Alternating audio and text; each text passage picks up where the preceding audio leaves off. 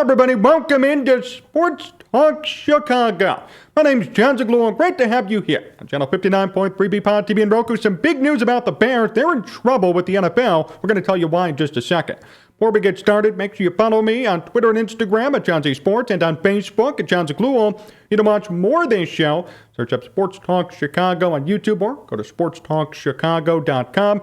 You can watch more shows from the VPOD TV network. Search up VPOD TV on YouTube. I want to start today with this. Sometimes rules are meant to be broken. Could be unjust, unfair, violate your personal beliefs. They have to be bent in some cases, but more often than not, broken for a good reason. The Bears got in trouble yesterday for having contact practice when they shouldn't be. Think about that. Look at the world we're living in today. Ridiculous. A lot of people have said this is a black mark on the new regime. What are the Bears doing? What's Matt Eberflus, Ryan Poles doing? Calm down. This violation showed character, integrity, and old school football. Athletes today are coddled. They are. Can you believe we're living in a world in 2022 where the Bears are getting in trouble for contacted practice? For actually practicing the right way. Just like in baseball, where now no pitcher can last more than 5 or 6 innings at most. Or in the NBA, they want to shorten the season. Are you kidding me? Athletes today are making more money than ever, sports have been safer than ever, and yet they want to coddle athletes more. It's their job to perform. It's their profession to keep their bodies in shape.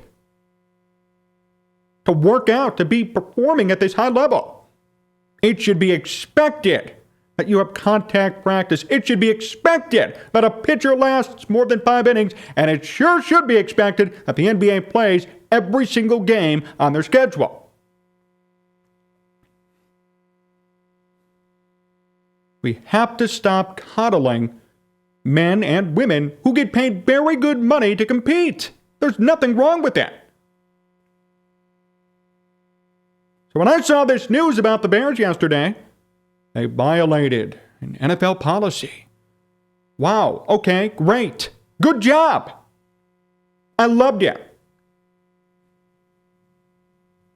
Matt Eberflus is an old school coach. This, to me, so far, is the best thing I've seen from him. It only gets better so far from Matt Eberflus, in my opinion. Because he knows, he's not stupid. The only way you're going to be ready for an in-game situation is practicing as if you're playing a game. This is why I've derided no pad practice, no contact practice. What are you going to learn from that? Sure, you could learn fundamentals, footwork, positioning, but you're not going to learn the physicality of the sport if you don't practice as if it's a game. How are you going to be ready for a 300-pound lineman barreling at you if you're Justin Fields if you have none of that happening during your practice? How are you going to be prepared? You're going to wait until it happens in the game, then be flustered and probably turn the ball over. How are you going to be prepared if you're a defensive lineman and you can't even rush the quarterback during practice? Then how will you succeed and improve in a game-type atmosphere and give results? The answer is you won't. I have no problem with what Matt Eberflus did in this situation. And for anybody who says it's a black mark on the regime, it's a problem for the Bears, then obviously you don't know football. And I'm not saying I do, but I know enough to say that you need to practice in order to play, and practice the right way, not the wrong way. I love it. Practice with pads. Practice with contact. In the game, I don't see people in t-shirts and shorts running at the quarterback at half speed and wrapping him up. That's the Pro Bowl. That's not real football. A real game involves real players with pads, 300 pounds, rushing the quarterback. And that's what you need to prepare for in practice. This, to me, was a classy move. Not a black mark or a bad situation for the Bears. This shows class, it shows character, and it shows who Matt Eberflus is as a coach, as a leader of men, how he coaches up his players. This is hands-on, no pun intended, real coaching. Hands-on, real coaching. Not sitting around in t-shirts and shorts, running through plays, not touching each other, going through the motions, lackadaisical effort. That's not what this is. Who cares if they broke an NFL rule? Rules, in some cases, are meant to be broken. If they make no sense, they're meant to be broken. In this case, this rule does not make any sense. Let them do what they want to do. If the Bears feel like they're going to get better by practicing with contact, let them do it.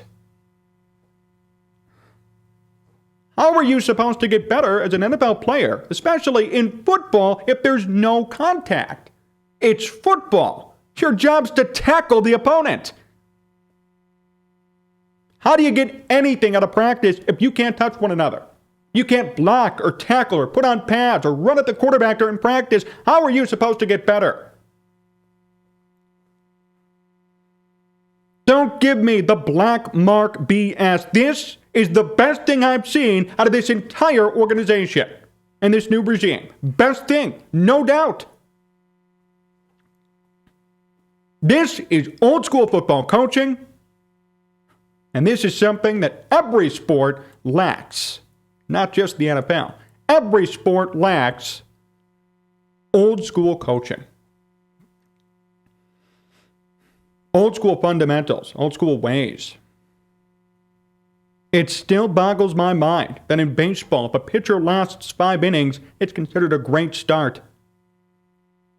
Now, Cy Young was throwing 73 complete games a year. Pitchers in the 1920s were throwing 400 innings in a year. Now today, 180 and you're good. Not even 200 anymore.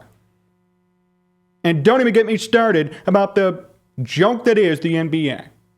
No more defense. Nobody cares anymore. And yes, they actually want to reduce the schedule. It's too much on players. Right. Tell that to Magic Johnson, Michael Jordan, Kareem Abdul-Jabbar, Karl Malone. Tell that to the guys who played 2,000 career games, if not more. Love to know what they think about reducing the schedule and having it be too hard on players. Give me a break. And the NFL's the same way. I get you want to be careful. I'm not saying don't be careful, don't be cautious, but what I'm saying is if you want to practice and be really ready for a game, you have to practice like you're going to play. The NFL requires contact. This isn't the Pro Bowl. Not every game's the Pro Bowl. Every game's a game, a real game, with hard hits, with interceptions and fumbles, scoring touchdowns, understanding truly an offense, being ready as a quarterback to avoid pressure, applying pressure to the opposing quarterback. All these things matter, and they're all in-game situations. They have to be looked at in practice. So the idea that the Bears actually got in trouble for doing what they should be doing during a game is ludicrous. It is absolutely ludicrous. Good job by Matt Eberflus to put his foot down and still do the right thing, even if it's not NFL compliant or it's not part of the NFL rules. What a joke. Get out of here with this. Come on. Such BS. So next time, cool your jets about violating rules and not being compliant. Sometimes they're meant to be broken. And I'm sure all of you can relate to that in your own personal lives.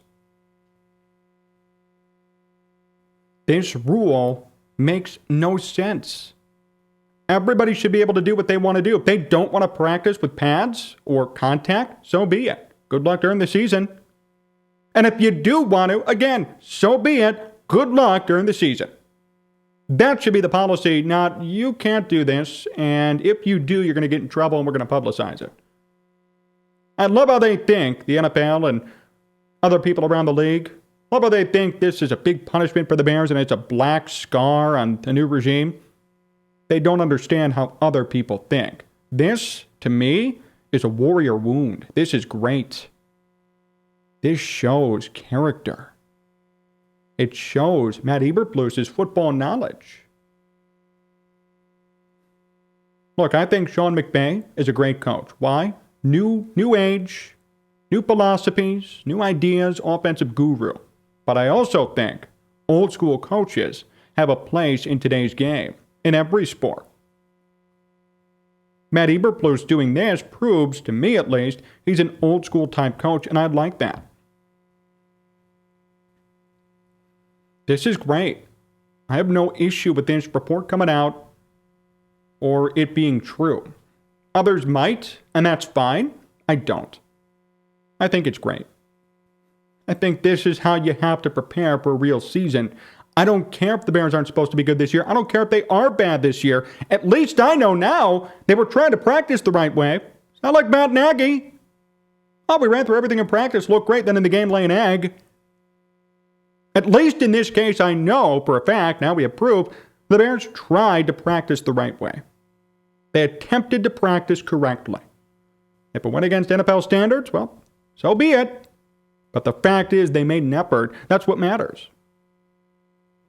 Publicly, there should be no outrage about this at all. I think this is great. I really do.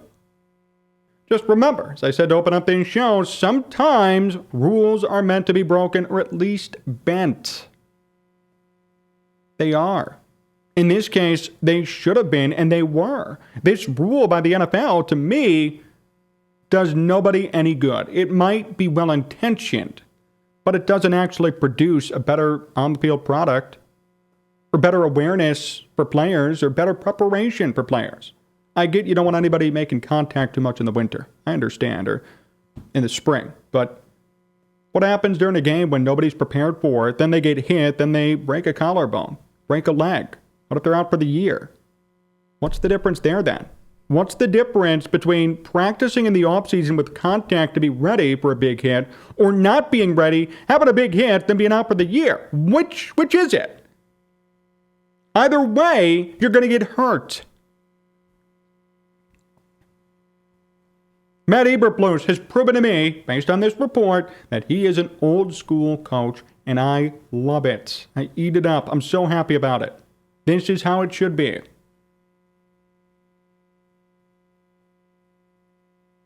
Sometimes it has to be this way. Look at your own lives. I'm sure there have been times in which all of you watching have broken rules because they didn't make any sense or they didn't apply to you or whatever it might be. Matt Eberflus did the right thing here. This is not a black mark, and in my opinion, it should be celebrated, not frowned upon. Thanks for watching today's show here on VPON TV, channel 59.3 in Roku. Really appreciate the time. Remember, you can follow me on Twitter and Instagram at Jon Z Sports and on Facebook at Jon Zaghloul. You know, watch more of this show. Search up Sports Talk Chicago on Apple Podcasts, Spotify, YouTube, and sportstalkchicago.com. And make sure to tune in right here every night at 10:30 on VPON TV. So long, everyone.